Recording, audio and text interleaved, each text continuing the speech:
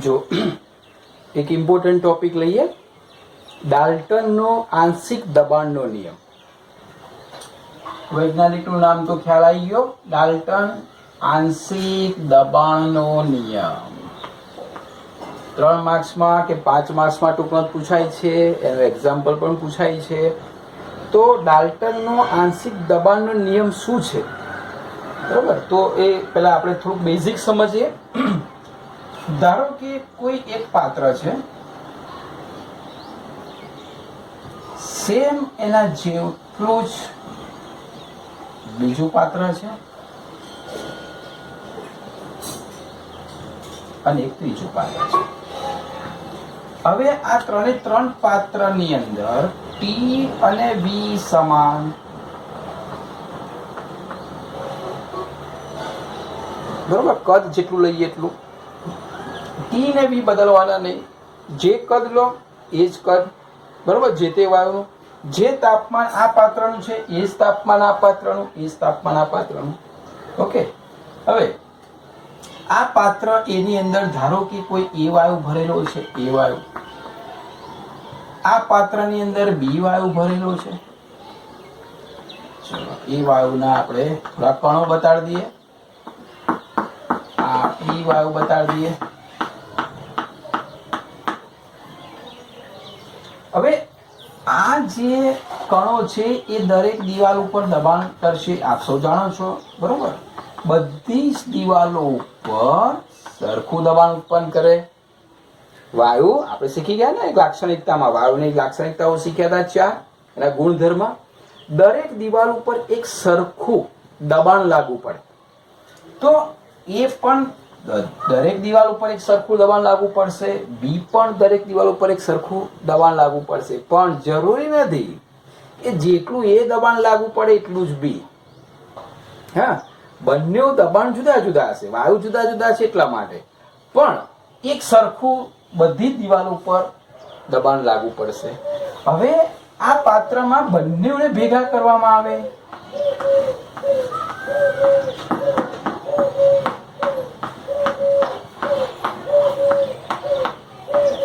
તો પ્રશ્ન એવો થાય કે ભાઈ અહીંયા એ વાયુ અને બી વાયુ ને ભેગા કર્યા તો દબાણ ધારો કે એનું વધારે હોય, બીનું ઓછું છે એવું માની લઈએ, તો શું એનું દબાણ અહીંયા લાગુ પડશે? અહીંયા જે દિવાલ ઉપર દબાણ લાગુ પડશે એ શું એ જેટલું હશે? શું બી જેટલું હશે? અથવા તો એમાંથી બી બાદ કરે એટલું હશે? અથવા એ ને બી નો ગુણાકાર કરે એટલું હશે? કે એ બી નો સરવાળો કરે એટલું હશે? આટલા બધા ઓપ્શન છે, બરોબર?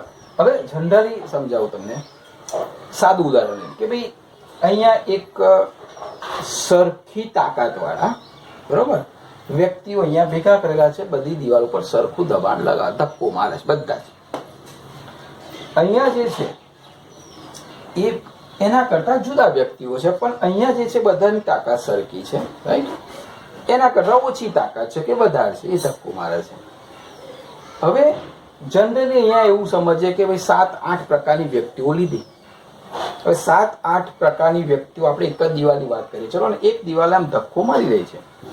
એક છે એનું 70 કિલો વજન છે, એક 20 કિલો છે, એક 22 કિલો છે, કોઈનું 45 કિલો છે, કોઈનું 65 કિલો છે. દરેકની તાકાત પણ એવી છે અને બધા ધક્કો મારે છે. પણ દિવાલને કયો ધક્કો વાગશે?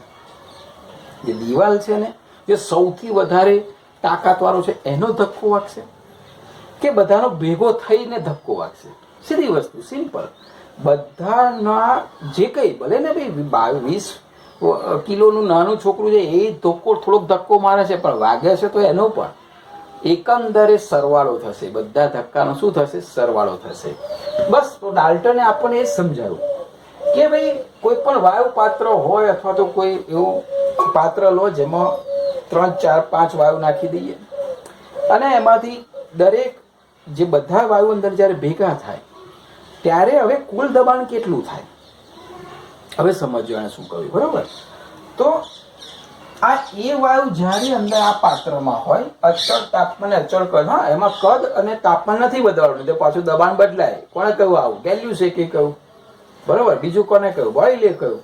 કદ ને દબાણ સાથે સંબંધ, તાપમાન ને દબાણ સાથે સંબંધ વેલ્યુ છે કે કહું, એટલે આ બે નથી બદલવાના, નહીં તો પાછું દબાણમાં ફરક પડવાનો છે. તો એ વાયુ જ્યારે અંદર હોય અને એ જે દબાણ ઉત્પન્ન કરે એને આપણે એને કહેવાય એ દબાણને ક્રિયાશીલ કર્યું. એને શું કર્યું આપણે કેમિસ્ટ્રી ભાષામાં, જે દબાણ ક્રિયાશીલ કરે એ એનું આંશિક દબાણ કહેવાય.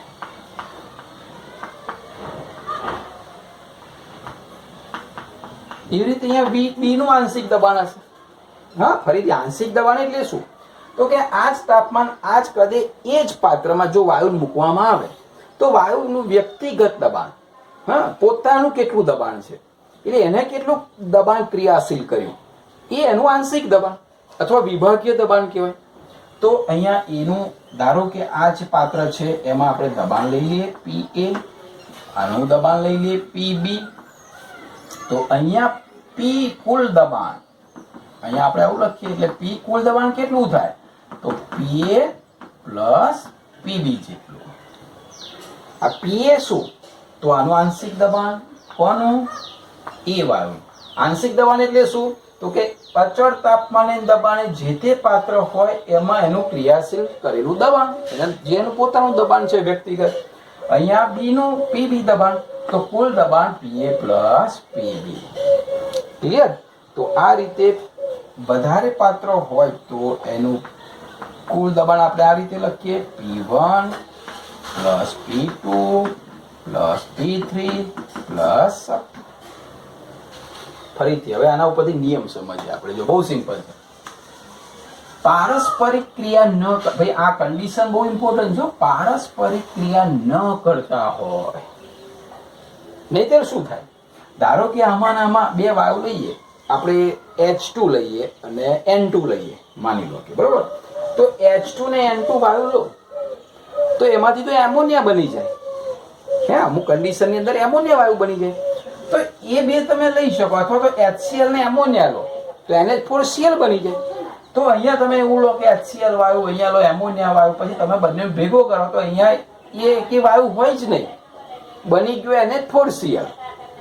તો એવા નહીં, તો પછી આંશિક દબાણ નથી લાગુ પડતું એને, કારણ કે એ તો કંઈક જુદું જ બને છે.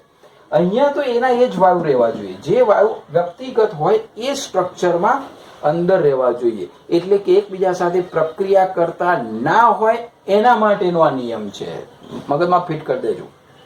એવું પૂછાય છે MCQ માં કે નીચેનામાંથી કોને ડાલ્ટનનો આંશિક દબાણનો નિયમ લાગુ પડતો નથી અથવા કોને લાગુ પડે છે? તો તમારે તે વખત યાદ રાખવાનું, જે બે વાયુ કે ત્રણ વાયુ આપેલા હોય એકબીજા સાથે પ્રક્રિયા કરે છે કે નહીં, પ્રક્રિયા કરતા ના હોય એના માટે આ નિયમ લાગુ પડે. એટલે લખ્યું છે પારસ્પરિક ક્રિયા ન કરતા હોય તેવા વાયુઓના મિશ્રણનું કુલ દબાણ કેટલું હોય? તો કે છે વ્યક્તિગત વાયુના આંશિક દબાણના સરવાળા બરાબર હોય છે. ફરીથી આ પાત્રની વાત કરીએ, આ P કુલ દબાણ કેટલું હોય? તો કે છે આ જે છે PA ને PB એ વ્યક્તિગત આંશિક દબાણ, એ બંનેનું પોતપોતાનું વ્યક્તિગત આંશિક દબાણના સરવાળા જેટલું હોય છે. ફરીથી કુલ દબાણ મિશ્રણ કરીએ, બે કે બે થી વધારે વાયુનું મિશ્રણ કરીએ તો હવે દિવાલ ઉપર કેટલું દબાણ લાગે? તો કે છે એમના વ્યક્તિગત આંશિક દબાણના સરવાળા જેટલું હોય. હજુ ત્રીજો હોય તો PC. અહીંયા લખ્યું છે P1 P2 P3, તો આ બધા આ વ્યક્તિગતના આંશિક દબાણના સરવાળા જેટલું હોય છે. પણ મિશ્રણ કરીએ વાયુ કેવા હોવા જોઈએ? પારસ્પરિક ક્રિયા કરતા ન હોવા જોઈએ. આવડશે નિયમ? બહુ સિમ્પલ છે. પારસ્પરિક ક્રિયા ન કરતા હોય તેવા વાયુઓના મિશ્રણનું કુલ દબાણ વ્યક્તિગત વાયુના આંશિક દબાણના સરવાળા બરાબર હોય છે. ક્લિયર? ફરીથી, પારસ્પરિક ક્રિયા ન કરતા હોય તેવા વાયુઓના મિશ્રણનું કુલ દબાણ કેટલું હોય છે? વ્યક્તિગત વાયુના આંશિક દબાણના સરવાળા બરાબર હોય છે. 3 ટુકડા કરી દેજો. પારસ્પરિક ક્રિયા ન કરતા હોય તેવા, પછી વાયુના મિશ્રણનું કુલ દબાણ, અને ત્રીજું વ્યક્તિગત વાયુના આંશિક દબાણના સરવાળા જેટલું હોય છે. બરોબર? તો આ રીતે આપણે એને લખી શકીએ. પછી હવે થોડુંક આગળ જઈએ, એનાથી એક સ્ટેપ. આને ક્યાં ઉપયોગ આવે? ઉપયોગ ક્યાં આવે? તો તમે કદાચ કોઈ ધોરણમાં પ્રયોગ કર્યા હોય, આપણે વાયુ ઉત્પન્ન કરતા હોઈએ, ધારો કે કોઈ અહીંયા આવા પ્રયોગ કોઈ ધોરણમાં તમે કર્યા હોય, બરોબર, અહીંયા બર્નરથી ગરમ કરો અને અહીંયાથી કોઈ મિશ્રણ લો, આમાંથી વિમોચન નળી હોય,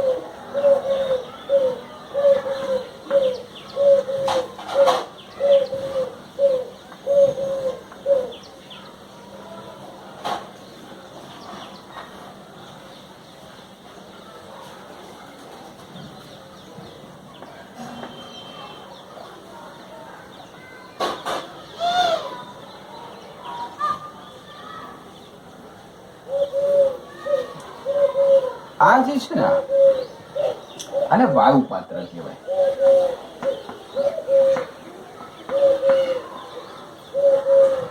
બરોબર, અને આપ સૌ જાણો છો કે અહીંયા છે ને આમાં પાણી ભર્યું હોય,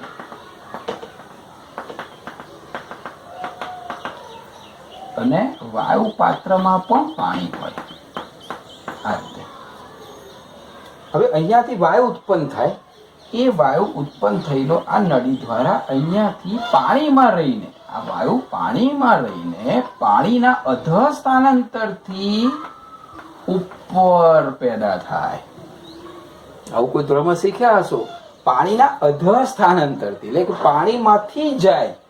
આ વાયુ પાણીમાં અદ્રાવ્ય હોય તો એવા વાયુ જે છે એ બહાર લીક ના થાય, ડાયરેક્ટ વાયુ પાત્રમાં તમે ના લઈ શકો, તો પાણીમાંથી અધર સ્થાનાંતરથી તમે છોડ દો ને, એટલે એ વાયુની ઉપર આ જે પાણી છે એ પાણીમાંથી પસાર થઈને આ રીતે એ વાયુ ભરાય, અને એવી રીતે વાયુ પાત્ર ભરવામાં આવે.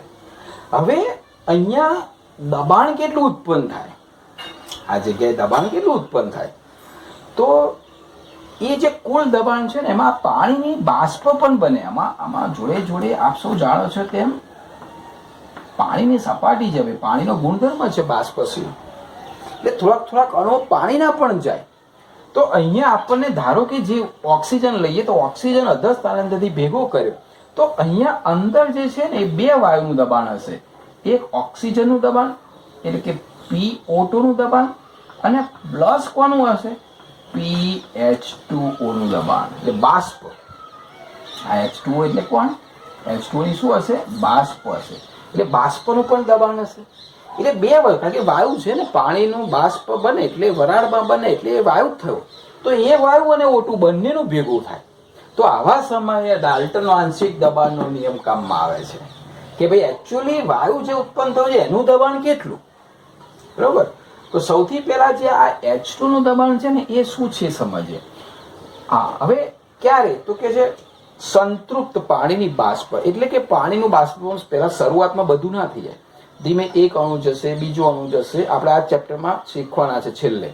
એ બાષ્પ બનશે, પછી એક સમય એવો આવશે કે ઉપર જેટલી બાષ્પ બની ગઈ હશે ને હવે એનાથી વધશે નહીં, લિમિટ આવી જશે. તો એવી જે બાષ્પ બની ગઈ ને એને કહેવાય સંતૃપ્ત પાણીની બાષ્પ. સંતૃપ્ત થઈ જશે, હવે નહીં વધે. હા, તાપમાન નહીં વધારીએ તો પણ તાપમાન એનું હશે તો હવે એ બાષ્પ સંતૃપ્ત થઈ ગઈ હશે. તો સંતૃપ્ત પાણીની બાષ્પ દ્વારા જે દબાણ ઉત્પન્ન થાય અથવા જે ક્રિયાશીલ દબાણ છે એને કહેવાય જલીય તાણ, એટલે કહેવાય પાણીની બાષ્પનું દબાણ. જલીય તાણનો મતલબ શું થશે, તાણ એટલે દબાણ, બરોબર, અને જલીય એટલે પાણીનું. તો આનો ઉપયોગ ક્યાં કરવામાં આવે, એનો ઉપયોગ જે કરવામાં આવે છે એ સમજીએ આપણે કે ભાઈ કોઈ પી શુષ્ક હોય, કોઈ પણ વાયુ લઈએ, શુષ્ક વાયુ, તો એ શુષ્ક વાયુ જે છે એનું દબાણ મારે શોધવું હોય અહીંયા ઓક્સિજનનું, તો મારે શું કરવું પડશે ભાઈ, પી કુલ દબાણ જે છે એમાંથી મારે PH2O બાદ કરવું પડશે, H2O ની બાષ્પ બાદ કરવું પડશે. એટલે કે એનો મતલબ એવો થયો કે પી જે કુલ છે એમાંથી મારે શું બાદ કરવું પડશે, જલીય તાણ બાદ કરવું પડશે ભાઈ. ક્લિયર? કેમ એવું? કારણ કે પી કુલ કેટલા છે, તો પી કુલ કેટલો હોય, તો કે પી શુષ્ક વાયુ જે લઈએ આપણે, શુષ્ક હોય, બરોબર, અને જલીય તાણ.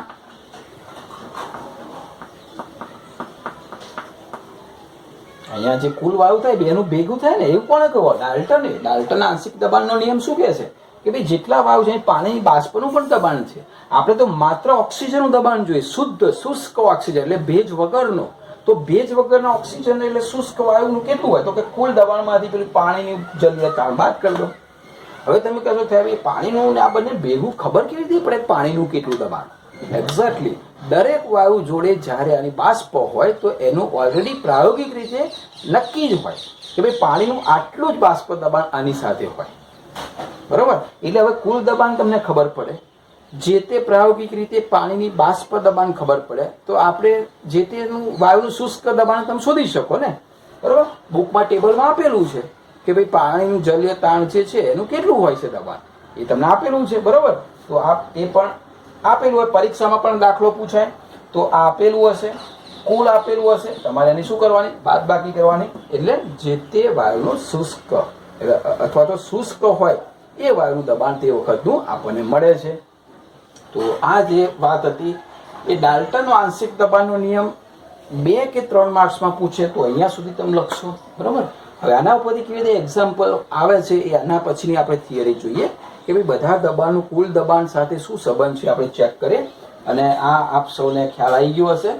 પારસ્પરિક ક્રિયા ન કરતા હોય વાયુ મિશ્રણનું કુલ દબાણ વ્યક્તિગત વાયુના આંશિક દબાણ જેટલું હોય છે એ નિયમ પ્રયોગશાળામાં અથવા તો આવી રીતે લેબોરેટરીમાં વપરાય છે. કારણ કે અહીંયા 2 વાયુ ભેગા થાય છે, પાણીની જલીય તાણને બાદ કરી દેવાનું કુલ દબાણમાંથી, એટલે આપણને મળે જે તે વાયુનું શુષ્ક દબાણ. ઓકે?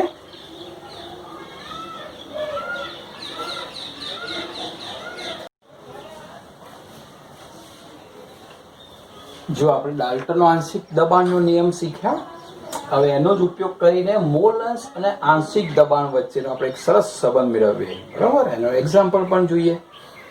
તો મોલ અંશ અને આંશિક દબાણ, ધારો કે કોઈ ટી તાપમાને, આ તાપમાન અચળ રાખવાનું છે. બરોબર? ધારો કે ટી તાપમાને 3 વાયુઓ છે એવું માની લઈએ આપણે.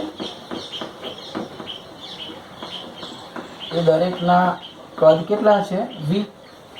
એક જ પાત્રમાં છે એટલે એ જે તે પાત્રનું છે એ જ કદ બધાનું થશે. ધારો કે ટી તાપમાને 3 વાયુના કદ v છે. હવે દરેકના આંશિક દબાણ પણ લઈ લઈએ. તેમના આંશિક દબાણ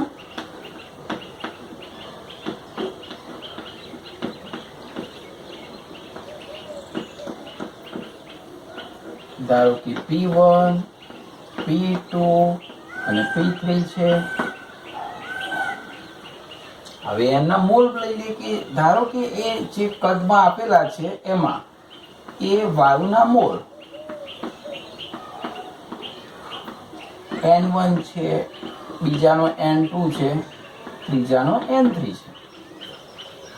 ફરીથી પાત્રની અંદર કોઈ અચળ તાપમાને 3 વાયુ લીધેલા છે. હવે એ પાત્રનું કદ 3 વાયુ માટે થઈ જશે. બરાબર? આ બહુ વિચારવા જેવું છે. તમે જુઓ, ઘણી વખત કેવું થાય, ધારો કે એક 2 લીટરનું પાત્ર છે. એ 2 લીટર પાત્રની અંદર હું એ વાયુ નાખું છું. તેનું કદ કેટલું? તો કે પાત્ર જેટલું. એ તો એનો ગુણધર્મ છે ને, જે પાત્રમાં રેડો એ પાત્રનો આકાર અને કદ થઈ જાય, વાયુનો આ ગુણધર્મ છે. તો તમે કહેશો કે સાહેબ 2 લીટર. હવે હું તમને કહું કે એમાં બીજો બી વાયુ નાખું છું. ચલો એ જ પાત્રની વાત કરું. એ પાત્રમાં હવે એની જગ્યાએ મેં બી વાયુ લીધો. તમે કહેશો કે સાહેબ એનું કદ 2 લીટર. અચ્છા, હવે એ ખાલી કરીને એમાં એ જ પાત્રમાં બીજો કોઈક વાયુ નાખું છું સી. તમે કહેશો કે એનું કદ 2 લીટર. Exactly right.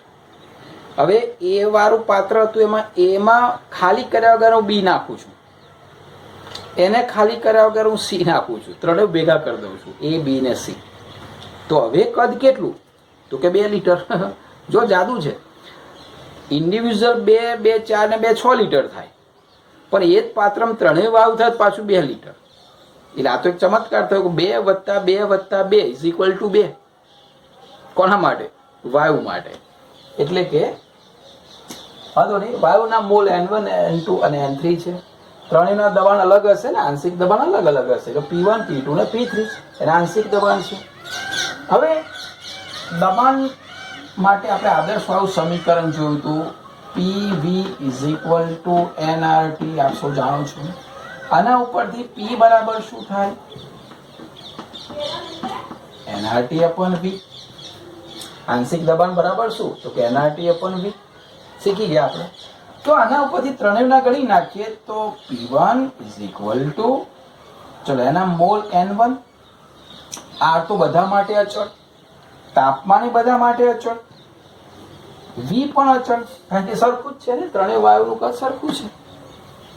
તો P2 કેટલા ભાઈ થાય? તો કે છે એના મોલ ભાઈ N2 છે, એ જુદા છે. R અચળ છે, T અચળ છે, V પણ અચળ છે. P3 કેટલા થાય ભાઈ? તો કે N3 RT અપન V. ત્રણેયના આંશિક દબાણના સૂત્ર આવા આવે. હવે ડાલ્ટનનો આંશિક દબાણનો નિયમ શું કહે છે? ડાલ્ટનના આંશિક દબાણના નિયમ મુજબ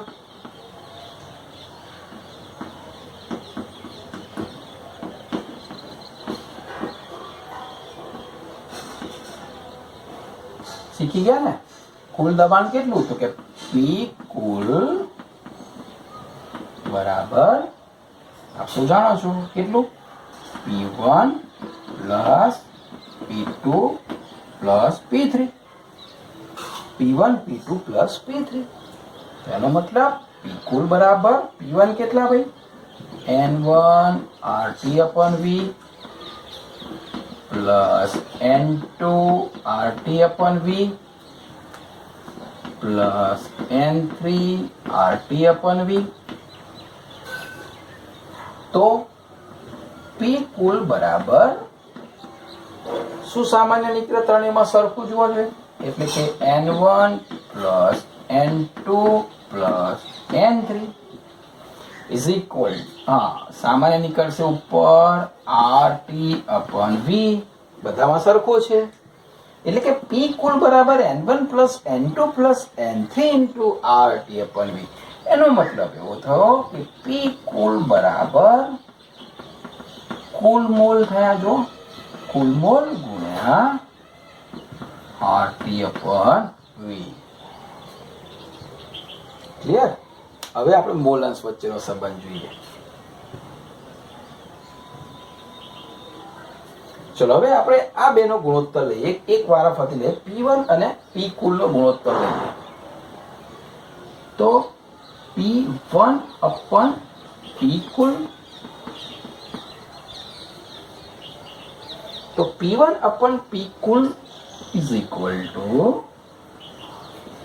ચલો P1 કેટલા છે? N1 RT અપન V. N1 RT અપન V.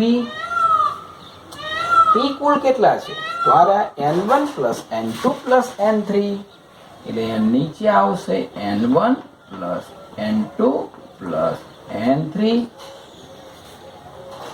RT અહીંયા આવશે RT, ઉપર જશે V. ગુણોત્તર લીધો આપણે કોનો? P1 અને P કુલ નો, બરોબર?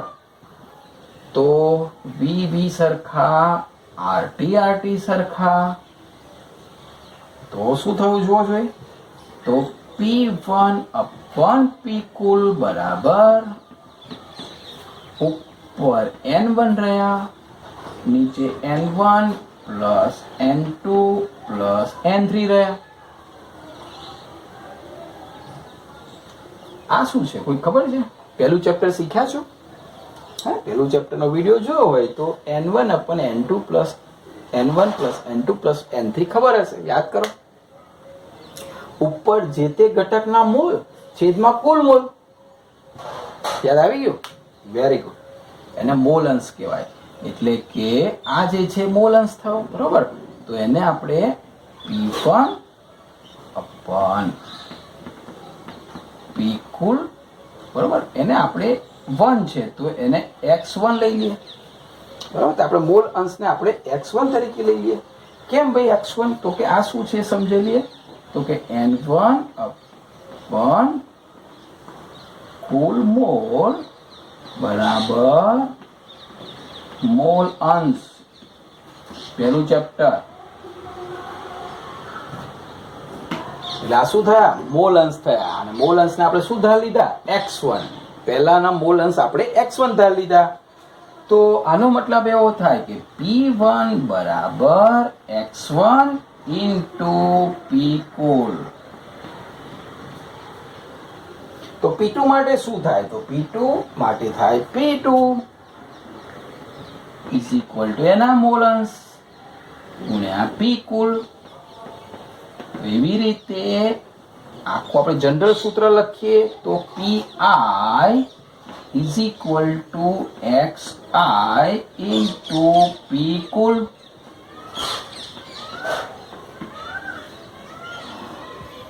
ઇમ્પોર્ટન્ટ સૂત્ર આવ્યું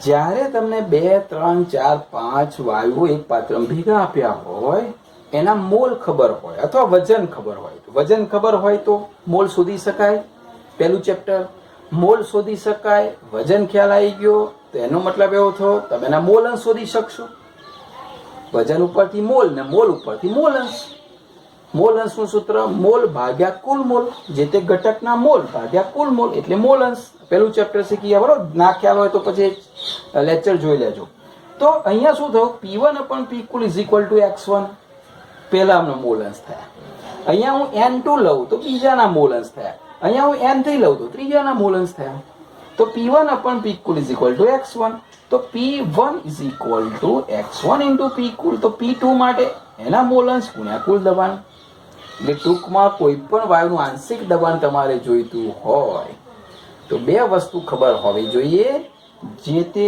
વાયુના મોલ અંશ અને કુલ દબાણ એકદમ શોર્ટ પદ્ધતિ જે તે વાયુનો કુલ દબાણ હોવું જોઈએ એટલે એમાં જેટલા વાયુ છે એનું કુલ દબાણ અને એ વાયુના મોલ અંશ એ બંનેનો ગુણાકાર કરો એટલે જે તે વાયુનું આંશિક દબાણ તમને મળી જાય આ બધા સૂત્રમાં જરૂર જવાની નથી સીધું ડાયરેક્ટ બે વસ્તુ આપેલું હોય અને એવા એક્ઝામ્પલ પૂછાય છે તમારે બરોબર મોલ અંશ ગણતા આવડવું જોઈએ P કુલ દબાણ આપેલું હોય એના ઉપરથી એનું આંશિક દબાણ શોધી શકાય તો આ 3 માર્ક્સનો પ્રશ્ન પૂછાય છે કે ભાઈ મોલ અંશ અને આંશિક દબાણનો સંબંધ તારવતું સૂત્ર તારવો બરોબર ફરીથી યાદ કરી દઈએ P તાપમાને 3 વાયુના કદ ધારો કે V છે આંશિક દબાણ P1 P2 P3 છે એના મોલ પણ N1 N2 N3 છે હવે PV NRT પ્રમાણે આંશિક દબાણના સૂત્ર મૂક્યા આંશિક દબાણને મૂક્યા ડાલ્ટન આંશિક દબાણના નિયમ મુજબ P કુલ બરાબર P1 P2 P3 આંશિક દબાણનો સરવાળો થાય કુલ દબાણ એટલે ત્રણેયની કિંમત મૂકી RT પણ V સામાન્ય કાઢ્યા આ કુલ મોલ છે હવે આ બંનેનો ગુણોત્તર લીધો બરાબર આનો નાનો લો તો P2 આવે આનો નાનો લો તો P3 આવે આપણે કોઈ એક ઉદાહરણ લીધું P1 અને કુલ મોલનો ગુણોત્તર લીધો બરાબર તો મોલ અંશ મળ્યા અને મોલ અંશને P કુલ વડે ગુણી નાખો એટલે આંશિક દબાણ મળી ગયું બરાબર એક્ઝામ્પલ જોઈએ પછી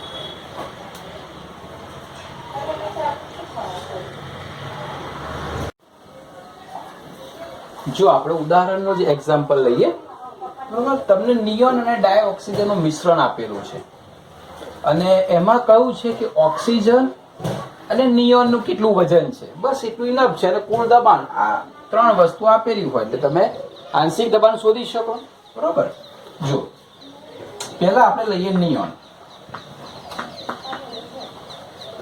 એના નિયનના મોલ શોધવા પડશે એવી રીતે તમારે ડાયોક્સિજનના મોલ શોધવા પડશે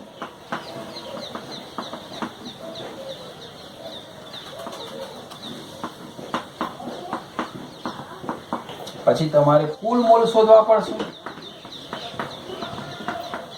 કુલ મોલ શોધ્યા પછી તમારે મોલ અંશ શોધવા પડશે પહેલા તમે શોધશો નિયોનના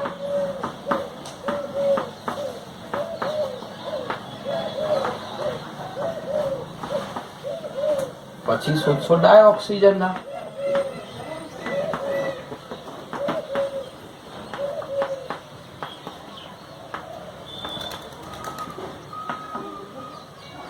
બરોબર અને એ શોધ્યા પછી મોલ ભાગ્યા કુલ મોલ મોલ ભાગ્યા કુલ મોલ હવે તમે શોધશો નિયોનનું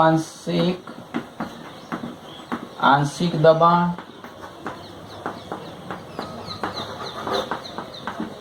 નિયોનનું આંશિક દબાણ માટે શું કરશો? નિયોનના મોલ, એટલે કે ડાયરેક્ટ તમે સૂત્ર તરીકે લઈ શકો તો અહીંયા લખીશું આપણે નિયોનના મોલ અંશ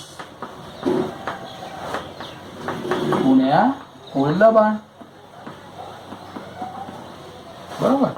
એવી રીતે ઓક્સિજનના શોધી નાખીશું. ચલો, નિયોનના મોલ વજન ભાગ્યા આણ્વીય દળ, બરોબર. એટલે અહીંયા વજન છે એનું 70.6 ગ્રામ અને એનું આણ્વીય દળ જે છે નિયોનનું એ 20 ગ્રામ પ્રતિ મોલ, બરોબર. ના સોરી, નિયોનનું વજન કેટલું છે ભાઈ? 16167.5, બરોબર. ફરીથી વજન ભાગ્યા આણ્વીય દળ, નિયોનનું આણ્વીય દળ 20, એનું વજન છે 167.5.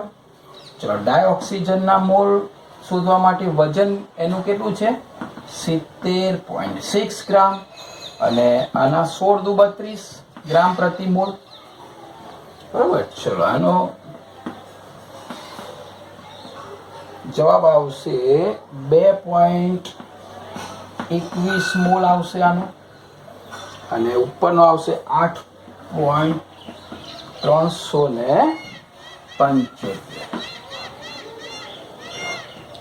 ક્લિયર? હવે આ બંનેના શું થયા? મોલ થયા. હવે કુલ મોલ એટલે બંનેનો સરવાળો, એટલે 8.375 પ્લસ 2.21, બરોબર. તો કુલ મોલ થશે, એટલે અહીંથી ગણી નાખીએ આપણે. ચલો, 5 ને છોડી દઈએ એટલે 5, 7 ને 1 8, 3 ને 2 5 અને 8 ને 2 10, એટલે 10.585 થશે, બરોબર. આ શું થયા? કુલ મોલ. આ જે તે મોલ થયા.